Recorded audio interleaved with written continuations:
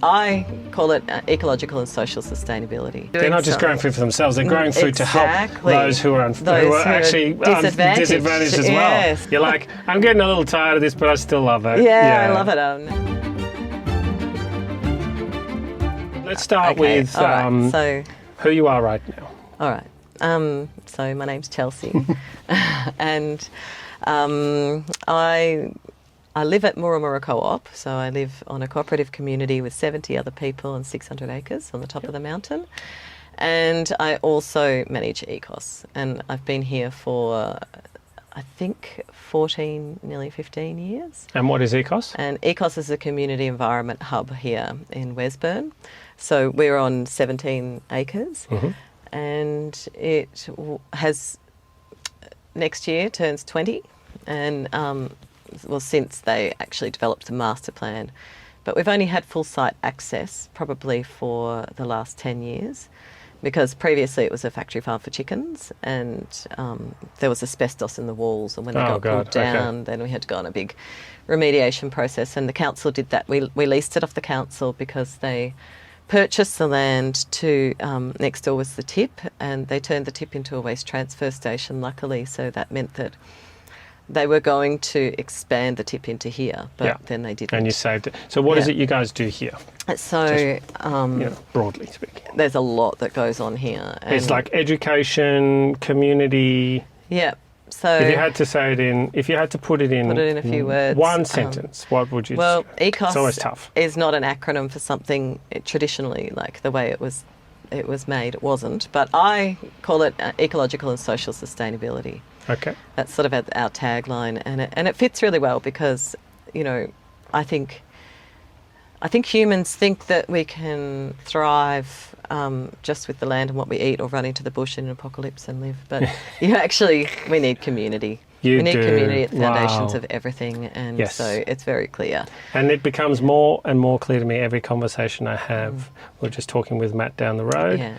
And it became so clear that at every key step in his journey, there was a community that built up, and then that influenced him, and you find your community.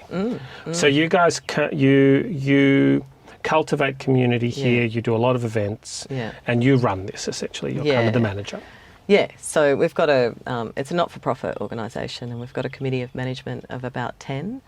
But my role is executive officer, so I oversee all of the staff. I'm across all the projects, and I do. I guess I've really loved this job because there was a clean slate and came in and just got to dream up all of these exciting projects, and the committee were really just supportive and nearly always say yes, and then I just go about, get a grant, and then make it happen. And now there's 6 very part-time staff, so we try and ensure that everything we do offers a place for anyone in community. So we really do a lot with our local Indigenous community, especially in our education program and food relief. And then we do have so we have an Indigenous festival once a year, a multicultural festival once a year called Rhythms. There's Nunu Festival, Rhythms of the World, Ecotopia, which is a permaculture festival, the Artisan Twilight Market, which highlights all the local food producers, and Youth Fest. So Youth Fest sort of does a lot with the LGBTQIA plus community and queer. So we've got a queer recycle fashion parade coming up, and heaps of cool stuff like that. So we make sure that there's a place for everyone in the curation of the design of the project, I guess. And then you live on or within a cooperative. Yeah. Briefly explain that to me. What is that cooperative? Because I want to then come around full circle to that. So Moora Moora Co-operative Community is 50 years old. It's one of the oldest in Australia. Yeah. And it's very rare for communities to survive actually really long unless they've got a guru. That's one of the things that I found surprising. It's been around a long time. And especially because we don't have any spiritual alignment really. That's probably why it's lasted. No, it's the opposite. Is it really?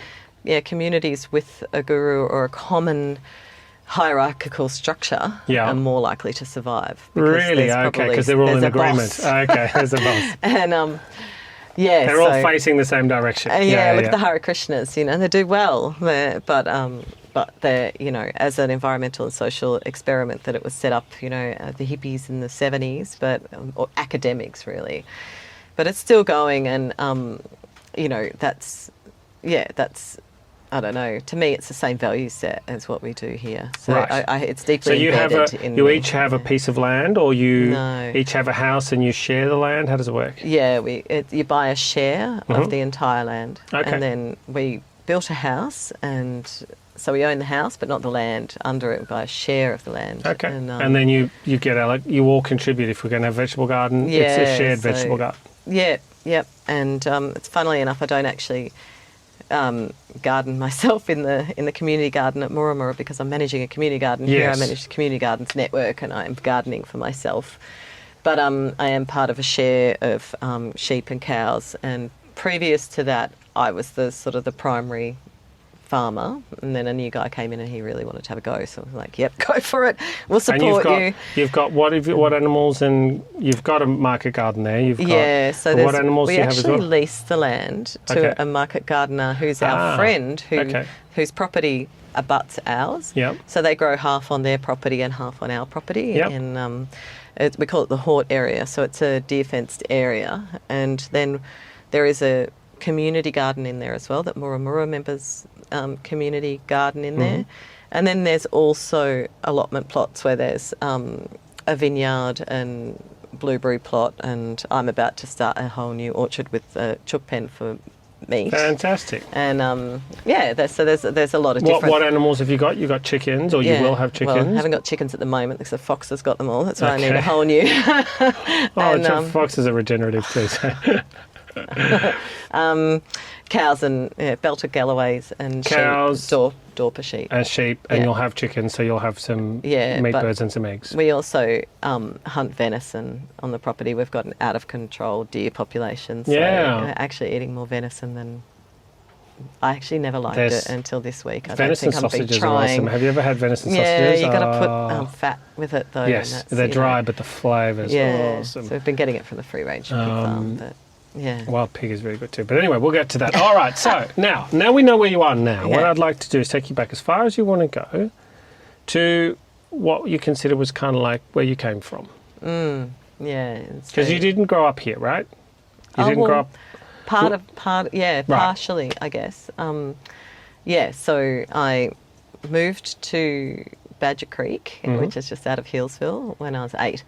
So it's not far from here. That's 25 close. minutes, something like that. It's near Hillsville, and it was like nothing. Right behind the Hillsville Sanctuary where we lived. Yeah. And, and we just had a suburban block, but my mum grew a lot of food there, and I loved it. I loved doing that, and I adjusted my horse around, and everyone had properties, in Hillsville. Yeah, I'm a horsey person. I was a horsey person, and anyway, so I lived there till I was about 15. But my parents, I used to get babysat at Moora Moora at the co-op where I live now. Yeah.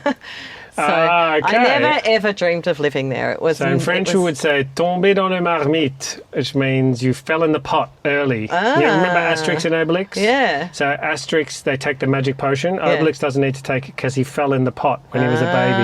He's like "tomber dans le marmite." Those big pots, those big urns, they call them a marmite. Yeah. And he fell in there when he was a baby, so the potion affected him permanently. So it's a there you go. I love it. Yeah. You fell into that pot and it affected you. Okay, so you were there as a young child. You were being babysit there, so you got to get a bit of a vibe for it. Yeah, and I just think growing up rurally too, that when you are in, there was, it's all there's built up a lot now, but it was a very rural farming community then, and still is, but so I think that that happened potentially. I never ever dreamed of living at Moora Moora. It wasn't a thing for me. But right. I do Why remember. Not? I don't know how many people dream of living in the place they grew up, but you have bigger visions and. Okay. But I do remember. I'm sort of reflecting now on the journey, and there was a time in India. I was there when I was 18, and I was like in this ashram, and I did write this big piece after this big 10-day meditation, and it was like, I'm going to move and live on a community with chickens, and and I found that years later. But I ended up living in Japan and for a few years, and I was working at Friends of the Earth and doing a lot of forest campaigning, trying to stop the Daishowa, were the main importers of Australian wood chips. Yep. And I'd been doing a lot of forest campaigning before that, but when I was there, I'll never forget, this asshole said to me, "What would you know? You don't even have a degree." Oh. And yeah, I mean, I'd been travelling all of my late teens. And everybody knows that they're unless you're doing even engineering now. Elon Musk says he doesn't care whether people have an engineering. It doesn't even ask them anymore. Yeah. He just says, "Show me what you can do. Show me what you've worked on." I don't care. I know, exactly. That's how I would operate. Most of them are useless. But I was really belligerent. I was like, "Oh well." Of course, you're going to study vet on I'm going to go medicine, and get myself one. So so you went and got one? I enrolled. No, I did it, and I came back to Australia. Did you feel that it was worth it in the end? Well, the first one, so I did natural resource management, and that was a diploma at TAFE, and it was 2 years, mostly camping. I just loved it. Right. I absolutely loved it. And in that, you do... during that course, it's natural resource management, so it's lots of pest and animal plant management, horticulture, farming, everything. Wonderful. But, and protecting endangered wildlife and geology and, soils and all that stuff. And that was sort of a really good foundation. And then I wanted more, so enrolled in environmental science and conservation biology, but I didn't finish those degrees because then I had a partner who had a bad motorbike accident and I had to leave and become his carer. Where was that? Where were you living at that point? I was living in a big mansion in Kangaroo Ground on 20 acres with 15 people, a massive party house. And so not a communal thing, just like a whole bunch of people, just party people. Yeah, well, we were like a community. Okay. We cooked together, and I started a massive veggie garden there, and Excellent. it's like So that was very, very, very fun days. But so I left, and then actually what happened was Ollie had this motorbike accident and couldn't work, and so I couldn't work. I had to look after him, so we had no money. And the caretaker's position came up at Moora Moora, and I knew about it because I'd ran in the election for the Greens and been part of this. I started an environment group in Healesville, and half of the members of Moora Moora were part of that environment group, and so I was in contact with them and doing Greens election stuff. And then, so we got the caretaker's job. This is where the rubber often meets the road, is that we all love the idea of this bucolic, very simple existence, but there are times in life where it would be really helpful to have a good cash flow. Yeah. Not because you're greedy, not because you want a third Rolex, but maybe because someone you love is sick and needs medical care and you could use some help. This is why what we talk about, why I help people with business models, because what was his name? What's the name? The lead singer of Van Halen. What was his name? I can't remember. Not Eddie Van Halen, the other guy. They had a song. Van Halen had a song where he goes, "I've been rich and I've been poor. Rich is better, so much better." I'm not saying you have to want to be rich, but I think whatever you do, and especially if you're a farmer, if you want it to be sustainable, you have to have cash flow. You have to have enough to say it's okay. We can, So you find yourself in this difficult situation. You're looking after your partner, badly injured from the sounds of it, and you need some cash. Yeah. So there was a long period of time there. So I had 3 children. So you're running ECOSS at this point, or not? No. Not ECOSS, I beg your pardon. The cooperative, because you said when he had the accident, then you got the opportunity. Then we moved there and became the caretakers. Yes. So it was just doing, and Ollie had been in a wheelchair and had just gotten out. And so he was getting more physically able, but then had years of surgeries apart from that. So I had to do a lot, I guess. And then... had kids and wanted to go back to work. So I think I came here in 2000 and I don't know years. I have this sort of mental block, but 14 maybe. Okay. Whatever is 15 years ago. 15 years ago. So what are we, 26? So 11. That's when I came. So, and there was no employees here. So I started out at 2 hours a week, employed to go through the memberships, and I found it really boring. So that whole time you were at the cooperative? I wasn't working. You weren't working, but you were the caretaker. Food. And, then I got pregnant a year into it, and then we moved into this dump. And whilst building a house. So we built a straw bale house. And, that's lovely. Yeah, so that, but we lived for 8 years in a shit heap. And then, so there's a lot of practical stuff going on, a lot of rendering and, earth. I love it, actually. I love it. Yeah, so... Yeah, nothing is quite as peaceful as a home with rammed earth or any sort of earth walls. Yeah. There's like a stillness in them. Yeah, love them. Yep. Well, you'll see if you come up to Moora Moora, I'll show you. I will. I'll probably come back up and do another one and hopefully interview Tobias and come up to Moora Moora. But it's only 25 minutes away. So you're doing that, and then you...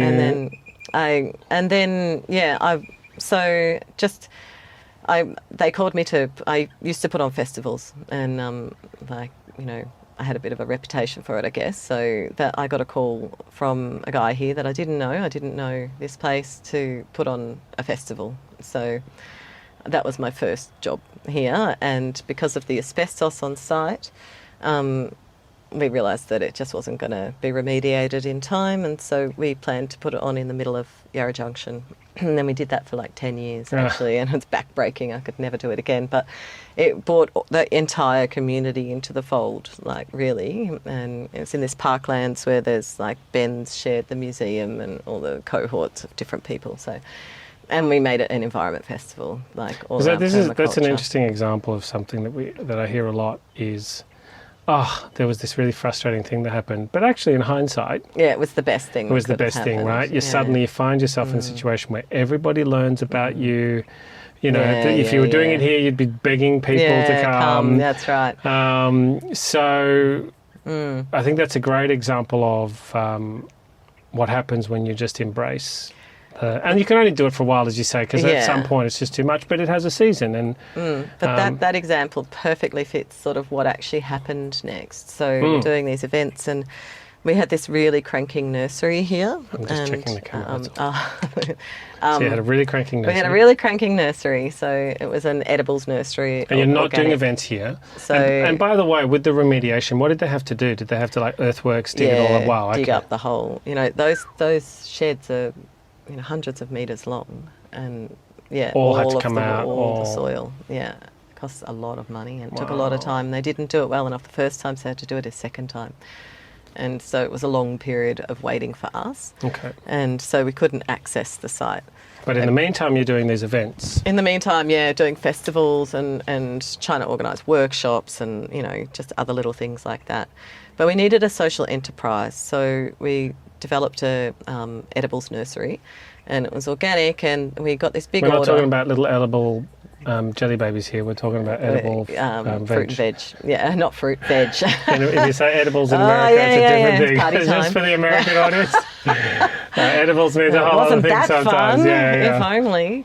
No. But what happened is we got a big order. We were inexperienced. We delivered the order, and they never paid. And so we'd actually built up, a good system that enabled us to have employees, but then we had no money. So hang on, take me through that one for a sec. Who was this person, and what had they ordered, and what happened? Because there's probably a business structure lesson in there. So what happened? Just very briefly, what happened? Somebody said, "I'll take 100 of these." Yeah, an organics farm. Yes. I can't say the name. No. I'm happy for you to, but placed a $50,000 order.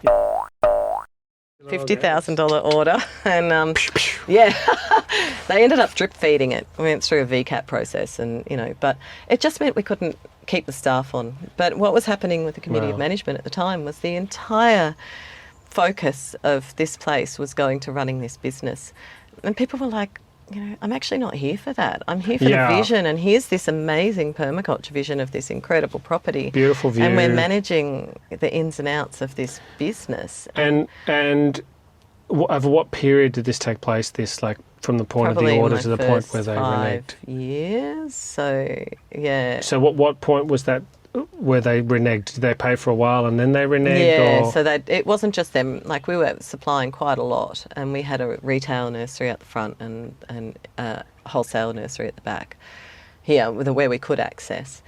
And, and it would have been very profitable and very good, but it was too young. The vision here was much greater than just running a nursery, and yet it was absorbing all the resources when we had so little. And how do you think you got off your vision so easily? Money, trying to make money, and I think that now we're running we'll be growing 20,000 tubes this year, easily, maybe 30, with no worries, and we can hold it. We can hold it with the diversity of what's going on here, because there's so much more investment into so many different areas. Each has its value that's holding its own. So, but then we didn't have anything to show. We didn't have any site co-locators or any community backing for what we were doing. It just looked like a business. Yeah, and that's why I say, ironically, being sent to go and do stuff in the community suddenly gives you credibility. Yeah. There's a big part of credibility and brand is authentic interaction with people. So the authentic part's important, right? Like you said, if you're doing something, this is what happened. That's why I'm digging into it a little bit, is that what happened with you is a classic business mistake. If you studied, business as a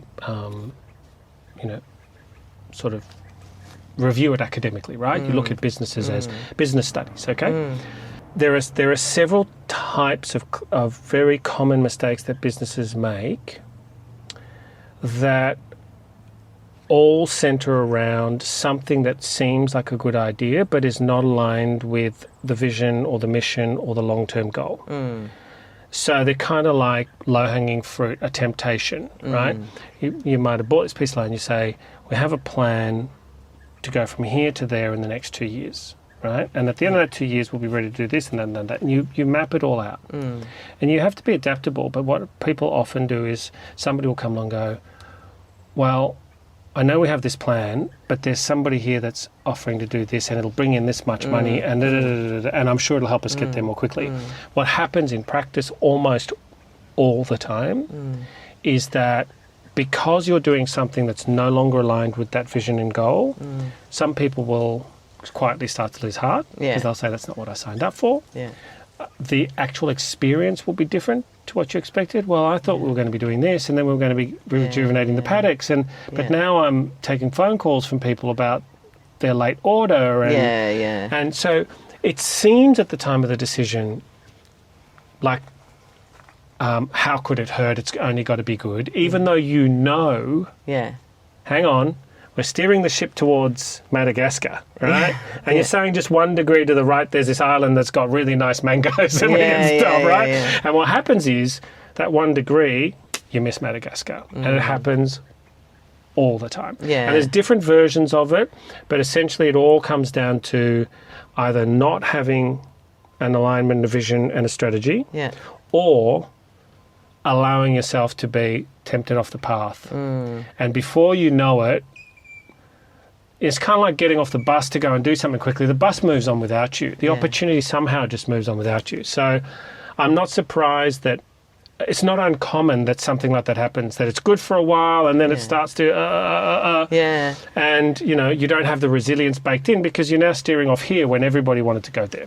So all of that is to say, absolutely, it's not unusual. And I think that, no, I'm with you. I really feel that, but I also know that, like, when you're a not-for-profit and you're not looking to be a business, and you're grasping at the grants, and so there's lots of small deviations that have ended up being good things as well. Like there's, but they're all aligned with the. How do they align with our purpose and vision? That's right. I'm not. That's it. That's the trick. That's the catch. Not because they'll all fail, but because the ones that are aligned are far more likely to succeed and add value.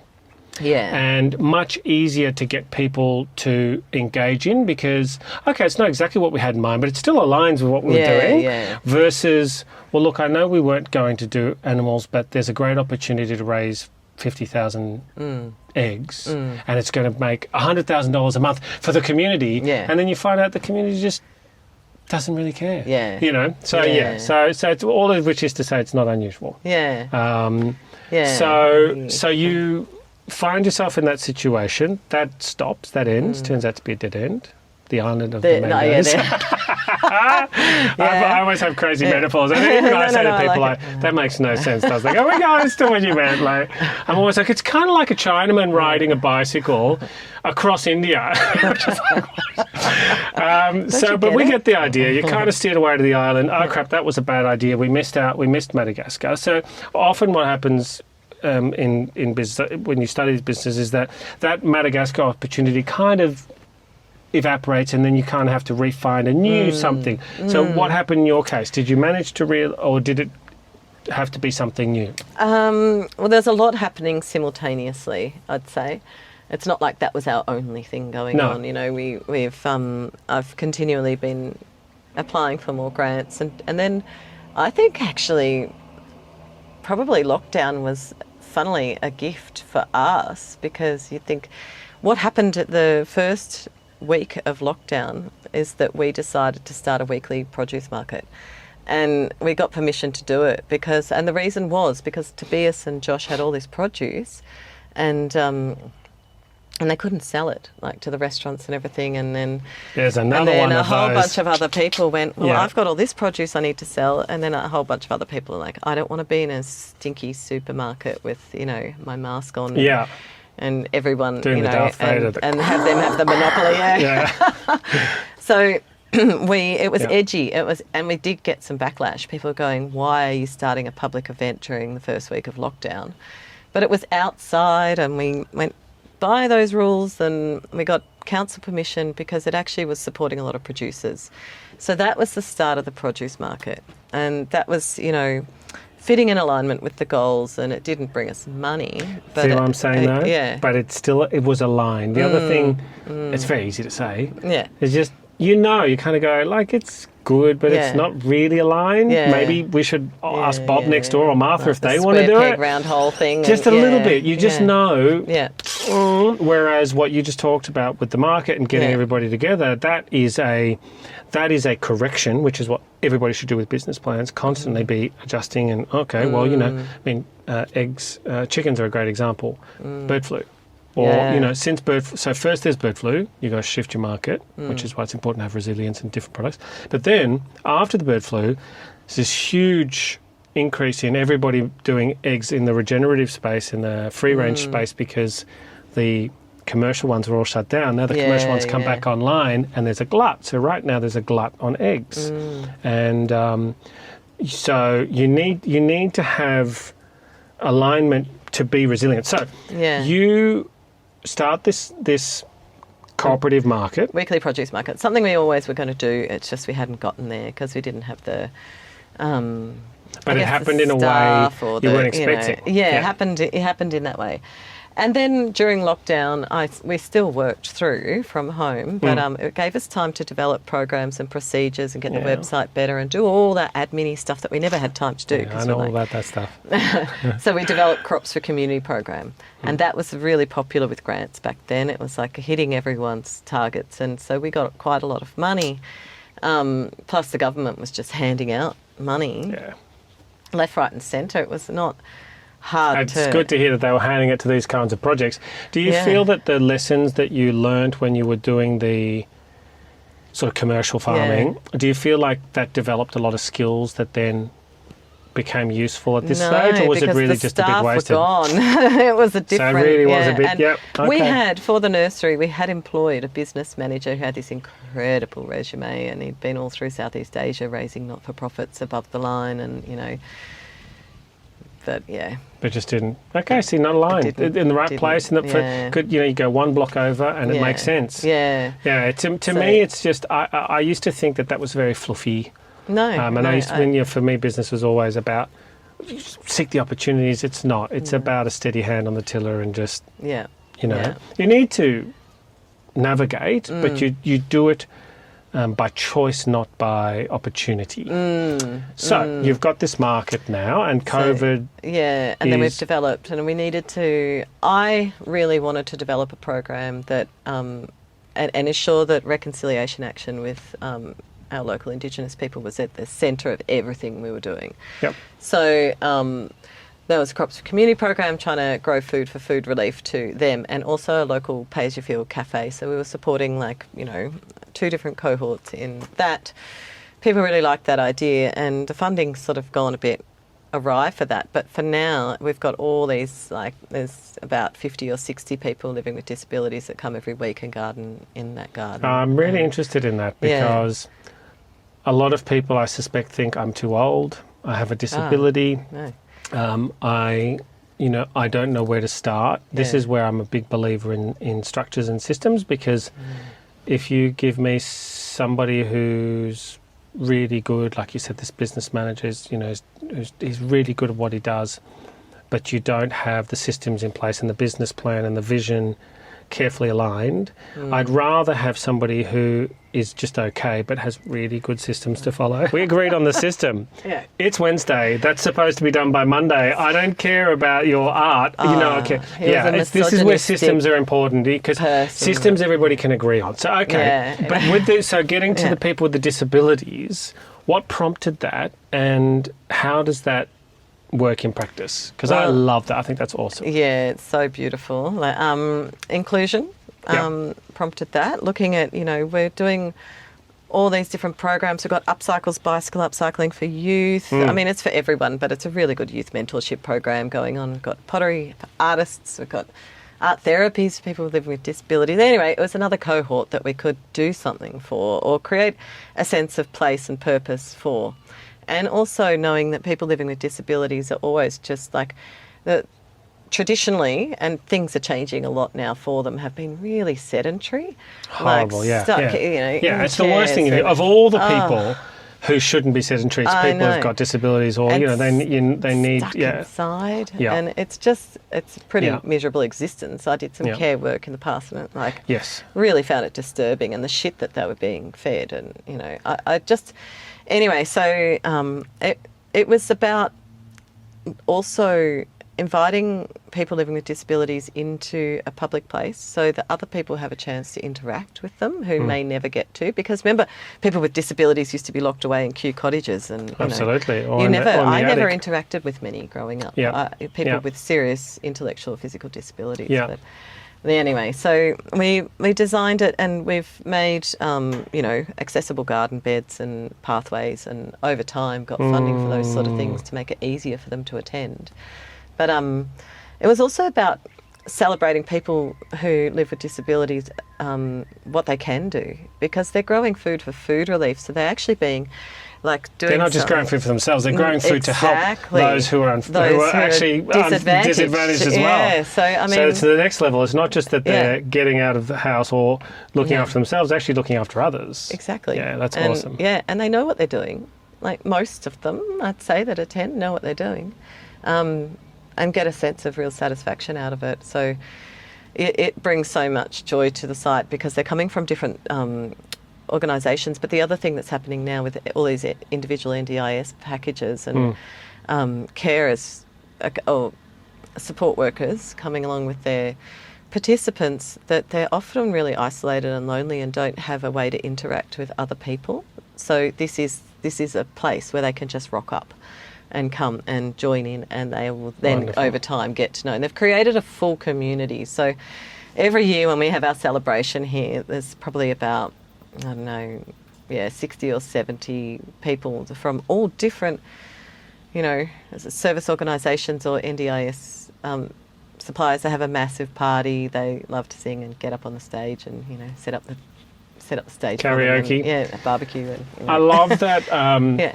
When I talk to people about farming, regenerative farming, I think people who are looking to transition into that, it starts off from a place of they have a genuine need of some sort, like my life is not giving me enough. I know that I want to be around animals, I want to be around plants, I want to get away from the noise a bit. But it almost always ends up in various ways becoming a positive force in the community. If it's just a farm and they're just feeding people, and now the town has grown by 5 people, and that might be the difference between the town dies and the town lives. And they get to know people, and they, as you talk to them over the years, they say, "Oh yeah, no, we shot a deer and we dropped some venison off to Mrs. Jones down the way, and you realise it's stuff that you just don't do in the city. You don't stop by a neighbour's place and drop them off anything, because they're just, the supermarket's there, I'll go and buy. It's depressing. It's a personal transition. It's not just like what's the right word for it? It's a holistic, I know that word's overused, but it's a whole of person, whole of universe transition when somebody starts to get into regenerative farming. Animals change the way you think. Farming changes, vegetables changes the way you think. Being part of a smaller community where you're suddenly aware that you have to think about how you treat people, because you're going to see them tomorrow. It changes who you are, but all of it's for the better. You never hear of people moving to farming or whatever, and then say, he turned into a real shit after that, but that happens when they go to the city. Do you know what I mean? That's interesting, isn't it? It's never a negative thing. It's never they might become the sort of person that likes to spend a lot of time alone or something. But I don't ever hear of cases where you say, oh, this person left the city for a rural or coastal lifestyle and became a less nice person. Yeah. I think, we always talk about that, have you watched Alone, the series of Alone? Basically, everyone pulls out of Alone. It's when they go and, like Alone Australia in Tassie, and you get plonked in the middle of nowhere and you have to try and survive. Oh, and you have to survive for how long? And it's until the last person who can survive. Well, they nearly all come out because of loneliness. They don't come out because they're starving necessarily. I think most of them are lonely, or they have a story to tell. And I think that we are so disconnected from the reality that it's community is part of an essential need. It's part of our need, 100%, 100%, very much so. 100%.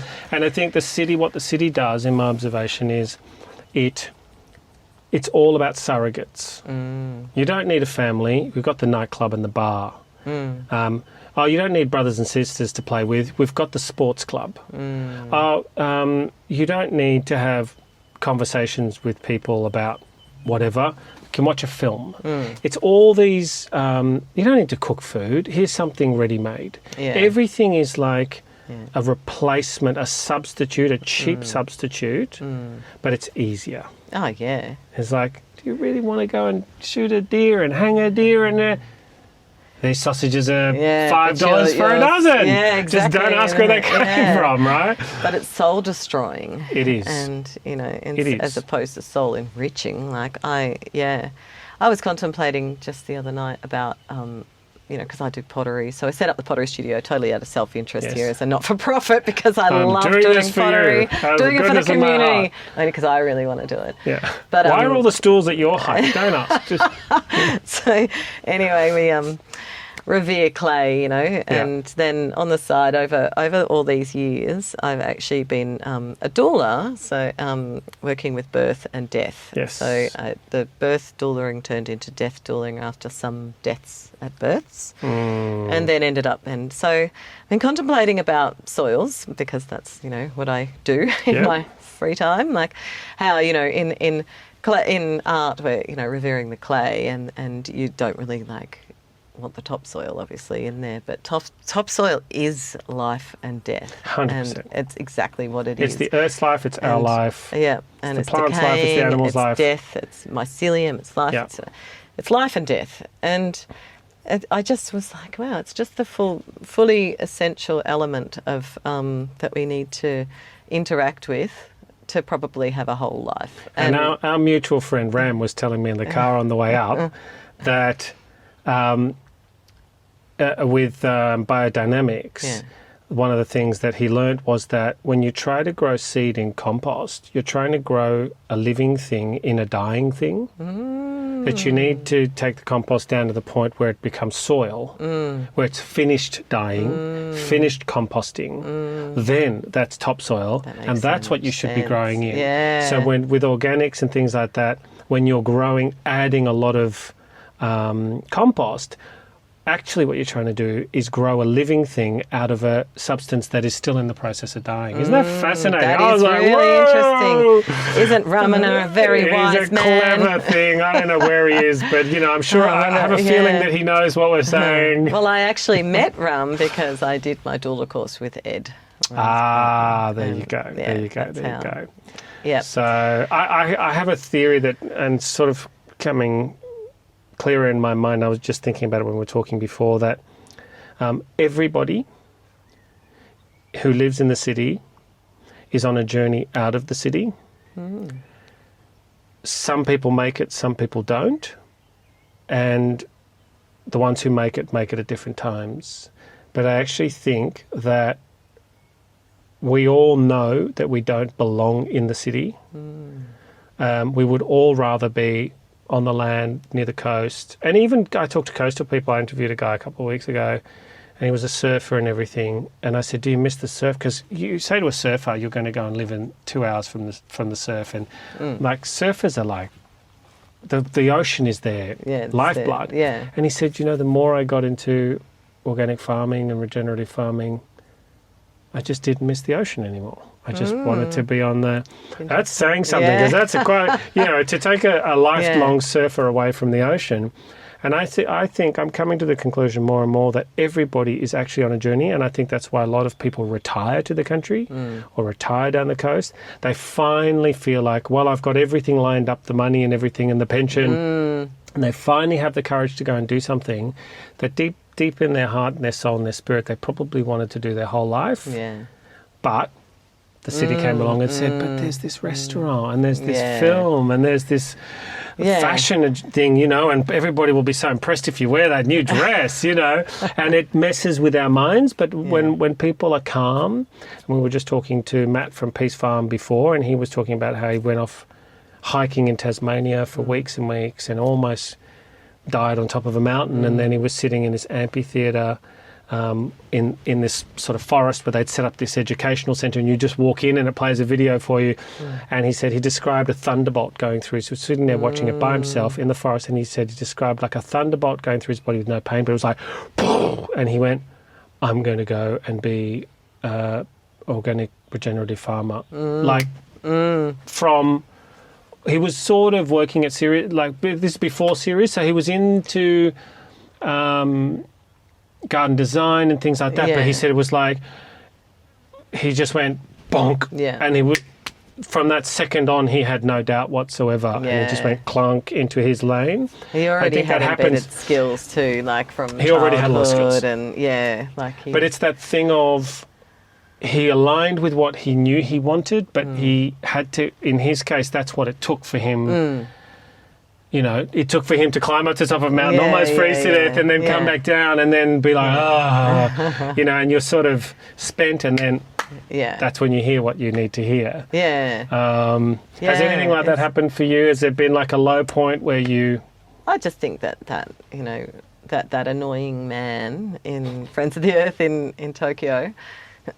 and I hated living in Tokyo. I really talk about city. Like, I really didn't cope. I'd never really lived in a big city. And, I really struggled there because of the lack of ability to meet anyone that I could identify with. And also... That's a big problem for the Japanese as well. They have people just killing themselves. They have people that just get up and walk away and you never see them again. They have a big problem with... I think Japan's a fascinating place. The people are fascinating. The culture is fascinating because it grew up as this whole other thing. I worked at Shinjuku Station for a while, selling jewelry, and at night it just turns into that box city. And I could speak Japanese, so I was speaking to people, and there was no problem with that. That's actually where I met the nicest people. But that wasn't. I only worked there for a short while. But But it didn't. No. Yeah. No, I needed to get out. So I did. I went and worked, more that they call rurally. For me, it was like a big city still, in Machida. But I think that was it actually shook me because I'd never felt a lack of community around me until then. And I think it's So in your case, a lot of people, they discover community. You'd always had it. Yeah. and then it took discovering what it's like not to have community for you to appreciate what you had. Because you said earlier, I didn't, when you were being babysat on the community, I said, well, did you already know then? And you said, well, you don't think about, this is what I want for the rest of my life when you're living it. Yeah. Well, that was interesting because when you talk about Japan and suddenly realising that there's a lot of people, but there's a lack of that community that you could engage with, that's probably what it took for you to appreciate what you had there, because you didn't know that you were in this situation that was right for you, that was perfect for you. You had to go out of it and go like the prodigal son, and come back and go, Dad, I'm sorry, I'll feed the pigs for the rest of my life, take me back. Yeah. It's a bit like that story of, you sometimes you have to go away from a good thing to appreciate that good thing. Yeah. Do you think that's true for you? Yeah, I think so. And, I'd been, I travelled a lot and I'd been gone a long time, and it was also time to go home. It was that, I don't know, we all reach an age where you need a home, and I really got that, in the share house, in the mansion with, everybody. We had heaps of fun, and it was a home, and it really... But what's interesting is that's the kind of home you wanted. Yeah. Right? Other people would say, it's time for me to go home. To Turak. Because that's you know what I mean? But for you, it's your idea of home was, I want community around me. And you have surrounded yourself with community. Yeah. You live in a community. Yeah. You work in a community. You work for a community. You have stacked communities on communities. I know too many people. There's too many birthdays. I'm I struggle. I think some people... By the time you're 90, you'll be walking past and people go like, hey, Jen, leave me alone. Happy birthday. No, I love it. I thrive on it. I really do. And, Rick, who's the president here, he always, he's amazing. He's involved in all these different community organisations, and often when I see how much I'm asking of him, or what, I'm just giving him a list of things to do that day, and he always says he gets way more out of it than he gives, and I definitely do too. Yeah, I definitely do. It's a lot. It is a lot of people to interact with every single day. Yeah, yeah. But I do love it. You can see it in your eyes. Still. Yeah. You're like, I'm getting a little tired of this, but I still love it. Yeah, I love it.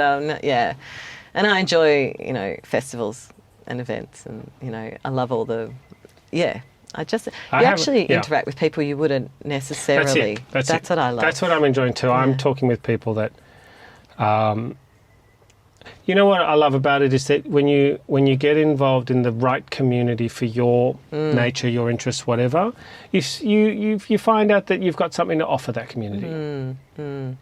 Right, I feel like I've got something to offer this community, and that's a good feeling. It's not something I don't necessarily want to be filming stuff and editing all the time. I'd like to be riding my horse right now, but I feel like there's not the point I'm making is that you don't always want to be doing that thing that you feel fulfills you, but there's this sense of belonging and purpose, and that you've got something to contribute that I think absolutely you sort of go, well, I'm actually like a useful worm here, I can help this compost heap. Isn't that the story? That's one of my crazy metaphors again. You can hug this compost. Like a worm, worm in a compost heap. It's totally. Like a worm on cement. You know what you're doing. You know what I mean? In the city, no good. But you put a worm in the country, and suddenly they contribute their little part. Yeah, Tara, I told you they're weird. No, I get it. I really I like visuals. I'm going with them. I think that, but my train of thought then was, as you were saying that, that retired men are the most at risk of suicide. Oh, yeah. And, I can see why, because you've lost your purpose, and we all need a purpose to feel valued, or that we have a sense of value. That's why I say volunteering. A lot of our volunteers are retired.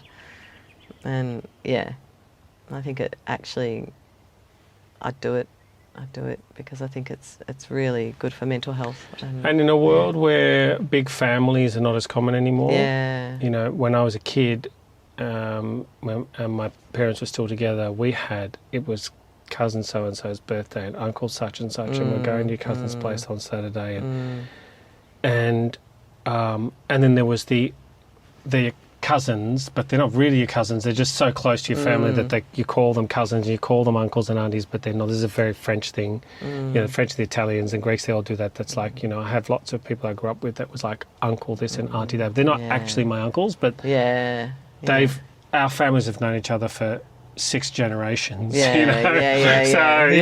it's like you're probably related somewhere. That's it. Absolutely too, related. Absolutely. There you go.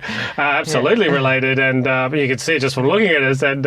And they, any one of the older kids can tell any one of the younger kids what to do, and we just accept it, like it's an older brother. And when you take that away, I think that's one of the things that. Some Anglo cultures like Australia, where we've got a lot of work to do, is that we develop this very hyper-individualistic culture. And then and again, as I say, in the city, that's fine, because are you feeling lonely? There's a movie, there's a bar, there's a this, there's a that. You can go to a bar, get drunk, sleep with someone, and you'll be fine. When what you need is, it's your cousin's birthday on Saturday. We're all going to hang out in somebody's back garden and have a drink. And there's a lot of dysfunctional setups happen because of that separation, I think. But the more intact cultures, definitely, like look. And what sort of dysfunctional things do you think?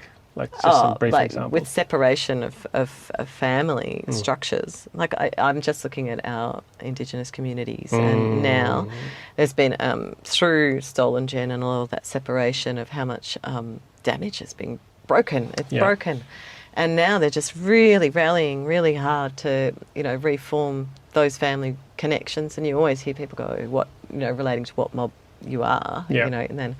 I love that. It's like it's really getting that identity back and regathering those pieces. And I think it's happened with, like you said, with white coloniser, communities have become so fractured and drug and alcohol abuses and all those sort of things. It's really and I love almost everything about Australia. So I'm not saying that I think.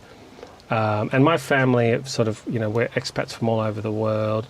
My dad's French Mauritian, my mum's English, Scottish, Mauritian. I've got all these different, I've lived all over. I'm not poo-pooing Australia, quite the contrary. I love Australia. I didn't hear that. But I think there is an aspect of Australia's like this, America's like this, depends on where you go, but California and places like that.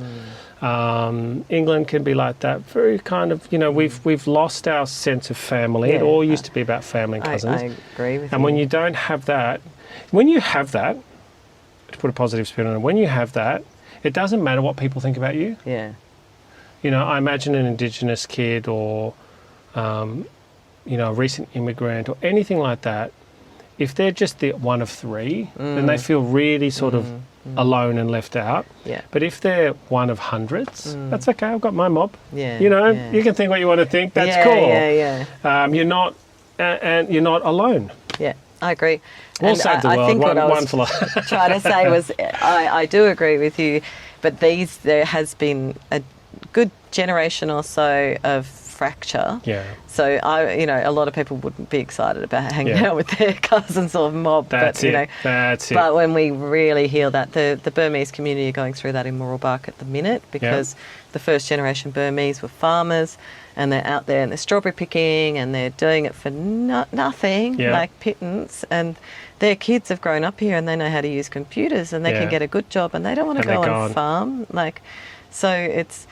Yeah, and it's created an issue where the parents can't relate to the kids because they've grown up in a different culture they think they're indulged or whatever, and the kids can't relate to the parents, and it's a really interesting scenario. And this is what I think, where I think an opportunity lies, is to provide. I think a lot of rural opportunities seem. To people from the city, like it's not a good enough lifestyle.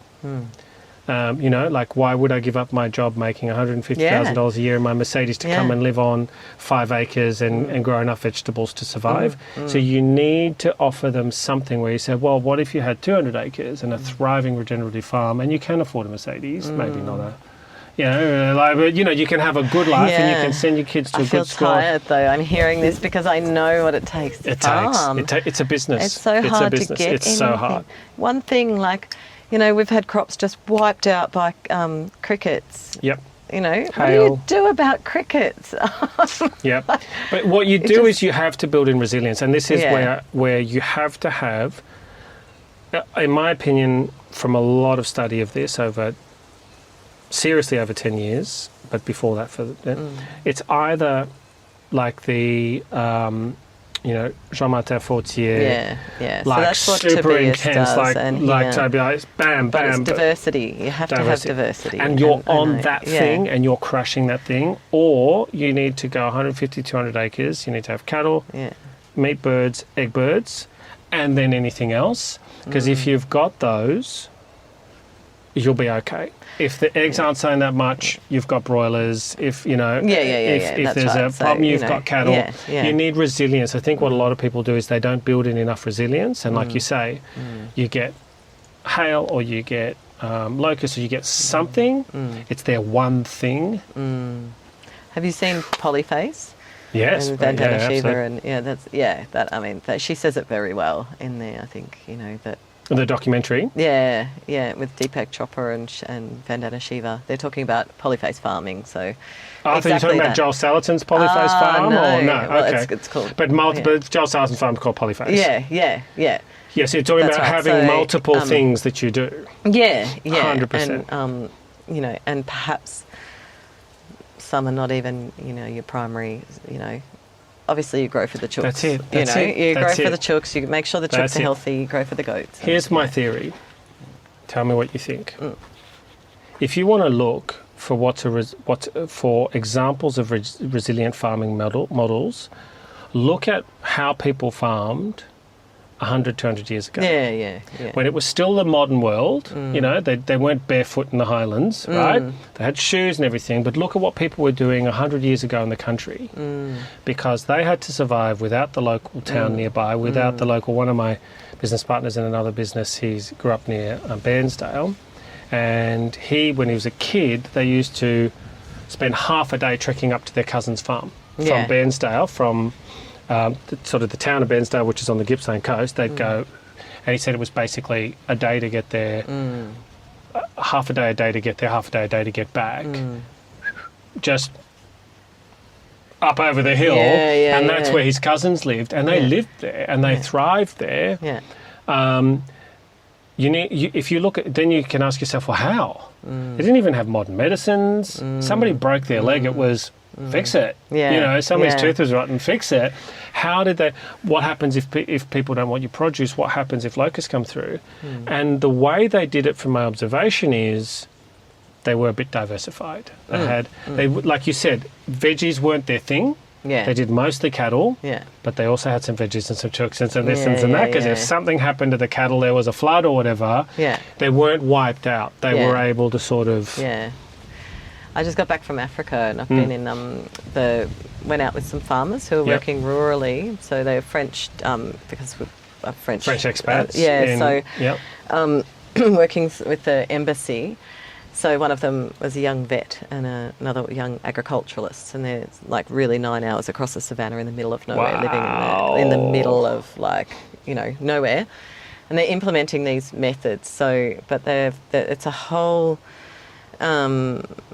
resilience protocol, basically, where putting beehives around the crops so that the elephants don't destroy the crops, so no one because the bees attack the elephants. It was more around stopping poaching.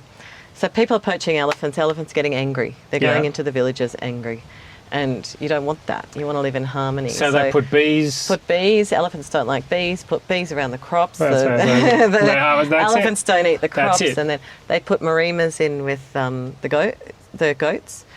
So even, while we were there, actually a lion ate all these little goats in this thing, but they're going to put, and they're trialling in other areas, marimas in with the goats, so the marimas set off an alarm system. Lions is like next level predator to be fair. But they get scared off by dogs. They get scared off because they're big dogs. They can, So they'll get, yes, and then it'll sound an alarm at least, and then people can come out. But they, want to stop the poaching of the lions. And and really trying to recreate a more harmonious system that's more resilient. But because of that, then they've got a honey business. And they're not in the honey business. They're in a regenerative farm or whatever it is. But they also have a honey thing, and they also have this. And if a Rowamite comes through and it takes out half their hive for a year or two, that's okay, because they're not they never honey farmers. That's it. It's the resilience, and that's a brilliant example of.